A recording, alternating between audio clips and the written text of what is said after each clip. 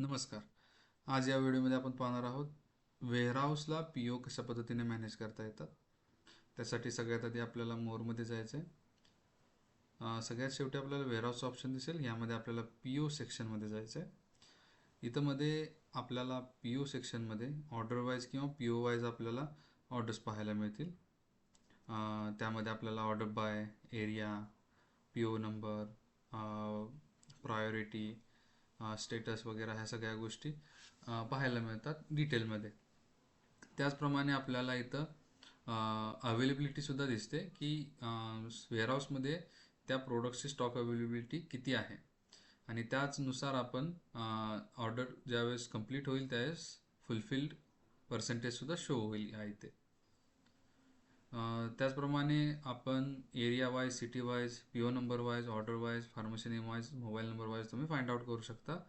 Date wise आणि स्टेटसनुसार सुद्धा तुम्ही सॉर्टिंग करू शकता पी ओचं प्रायोरिटी वाईजसुद्धा.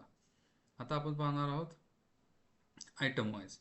आयटम वाईजमध्ये आपल्याला आयटम वाईज ऑर्डर दिसणार आहेत. म्हणजे एक्झाम्पलसाठी पॅन्ट 40 टॅब्लेटसाठी मल्टिपल पी ओ आले असतील मल्टिपल ब्रांचेसकडून, तर इथं आपल्याला ते कंबाईनमध्ये दिसतात. आणि त्याप्रमाणे आपण इथं शॉर्टबुकला एंट्री देऊ शकतो. जे जे आयटम आपल्याकडे अवेलेबल नाहीत ते त्यांची शॉर्टबुकला एंट्री देऊ शकतो इथून. त्यानंतर आपण पाहतोय स्टोअर वाईज. स्टोअर वाईजसुद्धा आपल्याला पी ओ पाहता येतात आणि एका पर्टिक्युलर स्टोअरचे आपण स्टेटस वाईज पी ओसुद्धा सॉर्ट आउट करू शकतो. एकदा पी ओ जनरेट झाला की जशी त्याची फुलफिलमेंट असेल त्याप्रमाणे त्याचे स्टेटस आपल्याला इथं पाहायला मिळतात. आता पेंडिंग असेल तर कोणतंही ॲक्शन घेतलेलं नसेल एखाद्या पी ओवरती वेअरहाऊसनी, तर ते आपल्याला पेंडिंग स्टेटसमध्ये दिसतं. दुसरा स्टेटस येतो इन प्रोग्रेस. म्हणजे कोणतेही ॲक्शन जर घेतलेली असेल एका प्रोडक्टची जरी असेल ती ॲक्शन, तरीसुद्धा तो पी ओ इन प्रोग्रेसमध्ये दिसतो.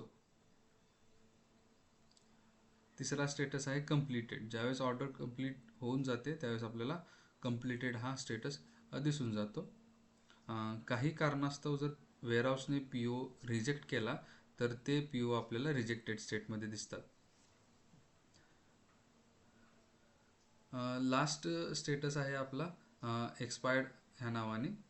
एक्सपायर्ड स्टेटस त्यावेळेस दिसतो ज्यावेळेस काही कारणास्तव वेअरहाऊस तो पी ओ प्रोसेस नाही करू शकलेला आणि काही काळानंतर, ठराविक दिवसानंतर तो एक्सपायर होऊन जातो. ह्यामध्ये ज्यावेळेस पी ओचे जे स्टेटस असतील ते रिअल टाईममध्ये सगळ्या ब्रांचेसना सुद्धा पाहायला मिळतात. जो काही स्टेटस असेल त्यांचा, जी काही फुलफिलमेंट असेल त्या सगळ्या गोष्टी त्यांना रिअल टाईममध्ये रिफ्लेक्ट होऊन जातात. आता आपण एक पी ओ पाहूया. या पी ओमध्ये आपल्याला इन प्रोग्रेस स्टेटस दिसत आहे.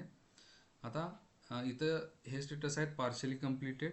तर ह्यामध्ये बघूया आपण ऑर्डर क्वांटिटी 6 आहे आणि डिलिवर्ड क्वांटिटी 3 आहे. म्हणून ही ऑर्डर आपल्याला पार्शली कंप्लीटेड दिसत आहे. इथं सेकंड स्टेटसला रिजेक्टेड आहे कारण काही कारणास्तव तो प्रोडक्ट त्यांनी रिजेक्ट केलेला आहे वेअरहाऊसने. तिसरा आयटम आहे, तिसरा आणि चौथा पेंडिंग स्टेटमध्ये. ह्यामध्ये काय आहे तर ह्यामध्ये कोणतीच ॲक्शन घेण्यात आलेली नाही आहे वेअरहाऊसकडून, ना रिजेक्ट केले ना हे केले. आणि लास्ट स्टेटस आपला कंप्लीटेड आहे, ज्यामध्ये 2 ऑर्डर क्वांटिटी होती, जनरेटेड क्वांटिटीसुद्धा